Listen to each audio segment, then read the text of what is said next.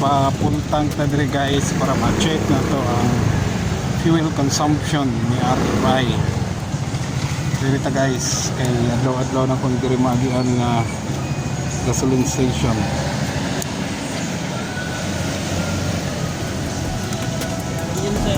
Oh.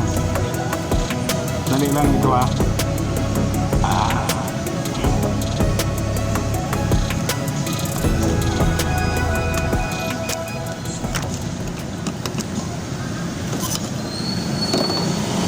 full tank migo. Kanang abot yun sa lead niya.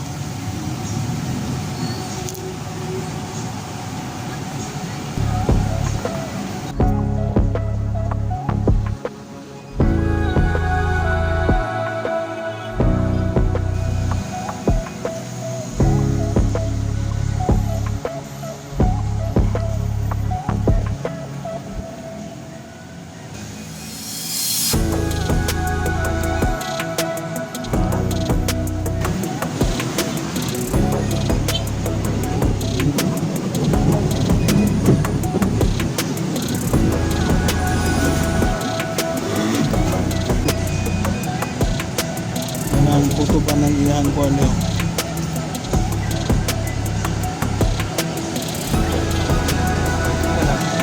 at sa Nicol ayun hanggang pa makita yun kutuban ng kon lagi kamay lang no tingnan namin go 7.59 kapit 500 darami ko muna to ni guys isa to siyang i-reset ang odometer sa 00 so pag reset pindot lang nato ni kay nasa recording sa to sing i-reset pindot na to ning duha ka button sabay. Okay, so 00 puno ang tangke. Check na to ugma ni kusat.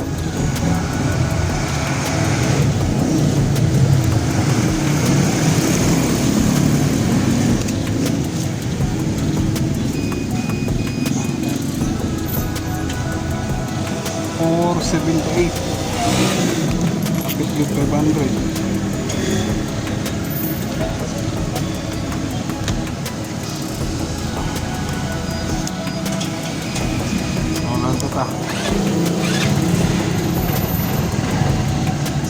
So start pag 00 guys no 00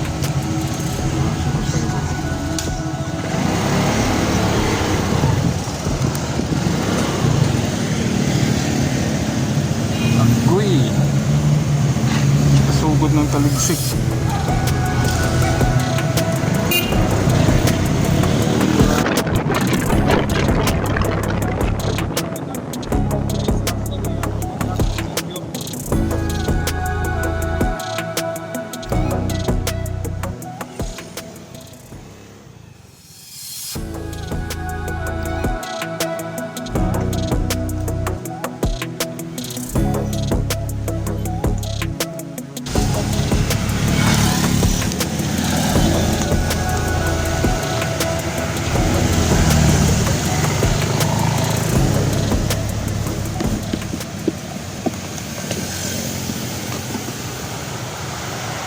Nasa unahan guys ako tupi ang ulan so no choice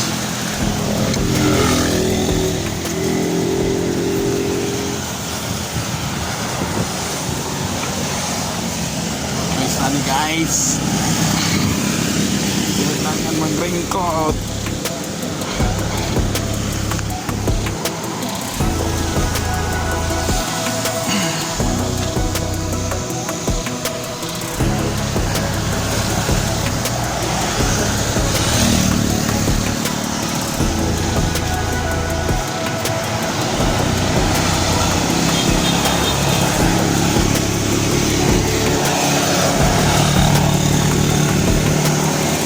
Ang umulan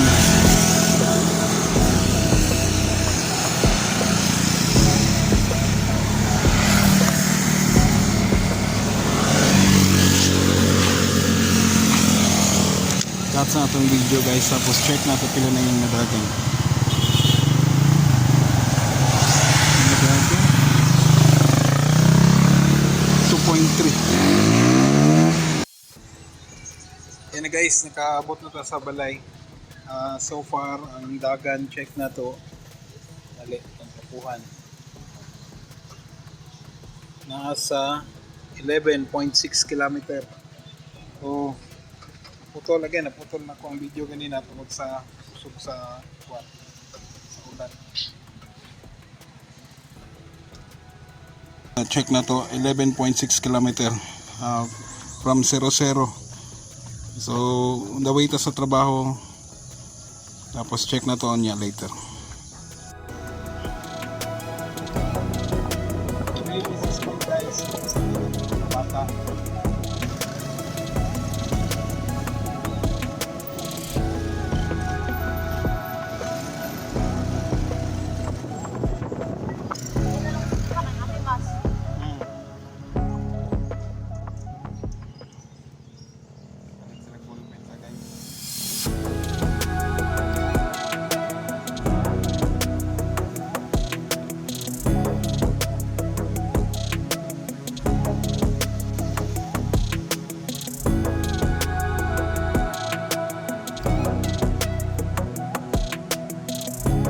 Sige, bye-bye.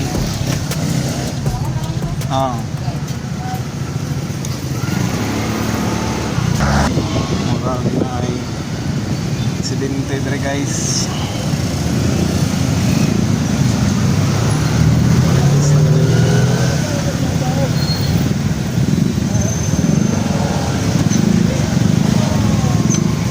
Uy, parang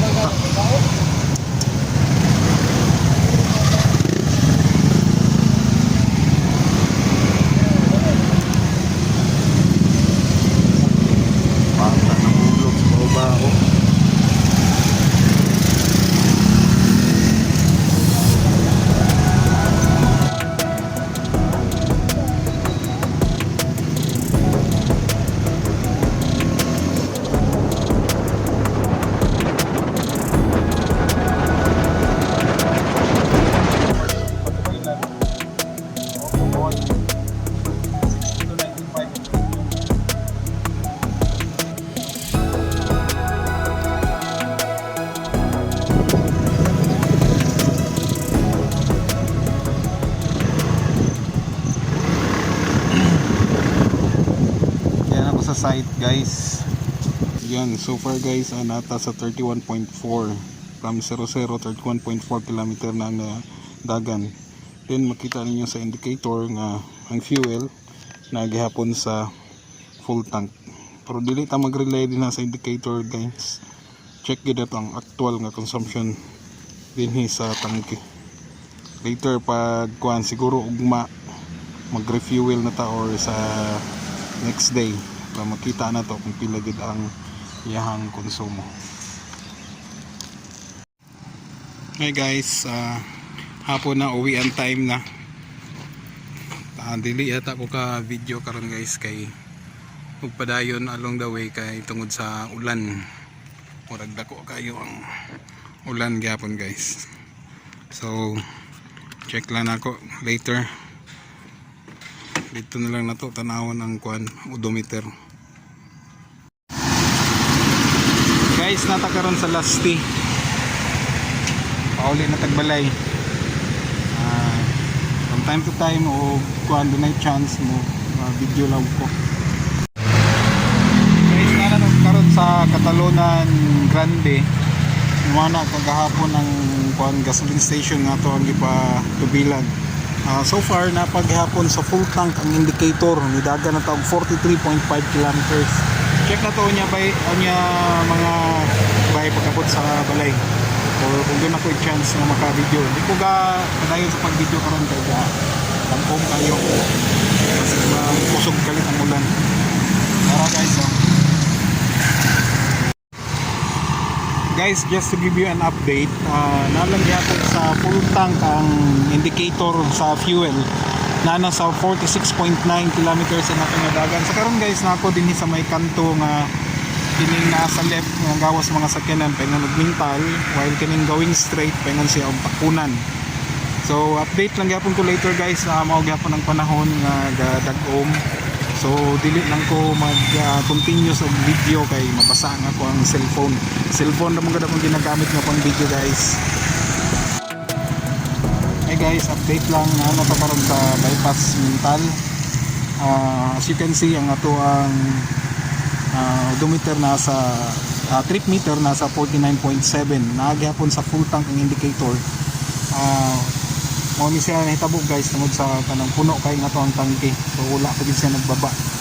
So check na to niya, mobaba siya og isa ka bar. Kung mo-update lang ko later. Guys, nakaabot ito sa balay. Tapos ano sa ato ang trip meter ni record na siya og 54.5. So 54.5 from kagahapon na nag-fuel ta. Ug napansin nato nga nibaba na og isa ka bar ang iyang fuel indicator. So update na po tawag mga guys para ma-check na to ang one. Hello Red. Hello. Ay, balik sa bangko, balik sa bangko. Balik sa bangko. Very good. Very good. Morning guys. Check na to ang odometer guys. As of itong gabi, iba na siya 54.5. Tapos paingon tas trabaho karon. Update ko niya guys. Morning. Hi guys, nanata sa workplace. Tapos check na to ang trip meter. So from 54.5 nahimo siyang 74.3. So mga ang one way nako guys, mga almost 20 kilometers. So mo na ang usual nga nako nga biyahe. So update lang guys sa 95 kilometers ang trip meter. Nako karon sa may Dul Canto Raya guys diri sa Mintal. Hi guys, nakabot na kita balay. Tapos trip meter check nasa 101.2. Makita po na to ang fuel indicator doon na kasi 4 bars. Update na po tawag mga guys. Hi Red. Ay, balik sa bangko. Balik sa bangko. Bangko. Very good. Very good. Hi guys. Uwian time once again. Trip meter check 129.3. Tapos balik ta dito sa gasoline station kung asa ta nagpa-fuel katong the other day. Dito na to final check ang ato ang trip meter. Ayan na guys, nanata sa Katalunan Pequeño, the moment of truth. Check na to guys, ang ato ang trip meter nasa 137.6. So remember katong last 3 days nag-refuel ta atong di puno atong tangke. Tapos gi-reset na to sa 00 ang ato ang trip meter. So check na to karon guys, naadin na sa atbang gasoline station kung asa ta nagpatubil atong last the past 3 days. So hang on guys.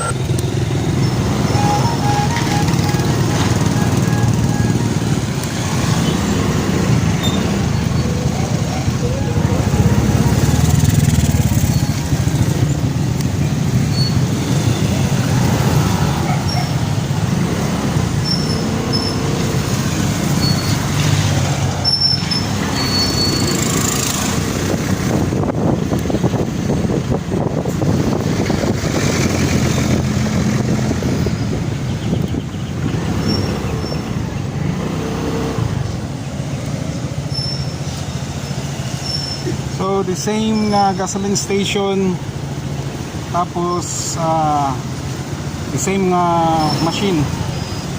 Ang ato ang trip meter is 137.7 from 00. So check na to karon guys kung pila nga to ang makarga. Kuha na ko amigo, papuntang kanang full tank nga puno gyud. Vlog mo gud ako ni kay kita na ang kanang fuel consumption ba kung pila gyud makarga ba. 00 ba so no. 00. Okay. Sige, karga mi ko. Kanang puno gyud. Saan niya siya nga patubos? RFI. Rosie RFI. Nya daghan mo gud moingon nga kalas daw kuno gasolina nya. Wa nila gi-check ba kung pila gyud kuan ba. Pila gyud konsumo ba. Ano ba moingon lang nga kuan diha mo sila magbase sa fuel gauge. Oh, sige sa tangke to basihan. Kita gid na to ko.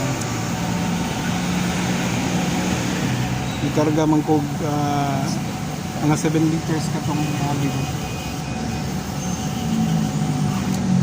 Ilang mo siya kalitro boss? Sige, puno gid pare atong dati. Ana, sige bungagi pa gamay kanang oh. Ila. Sige kana, tama na. Purog ay sa atas ang yugon ha kadali ha. Oh, sige daw.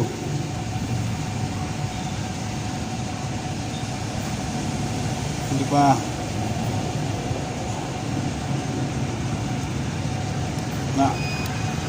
Na. Okay. Wala, puno na kayo amigo. Ha? Sige, tama na. Pila na siya? 3.85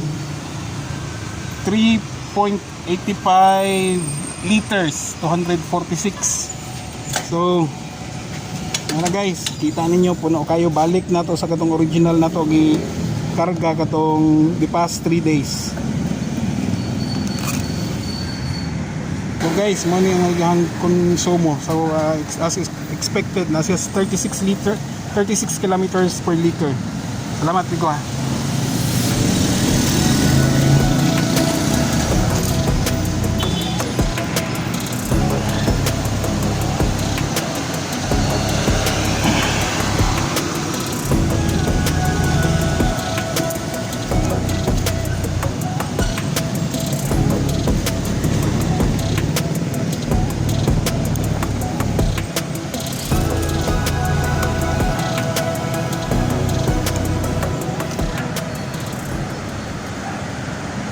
So ayan na guys, the moment of truth na akong gingon na siya sa 36. Actually na testing na nako ni before.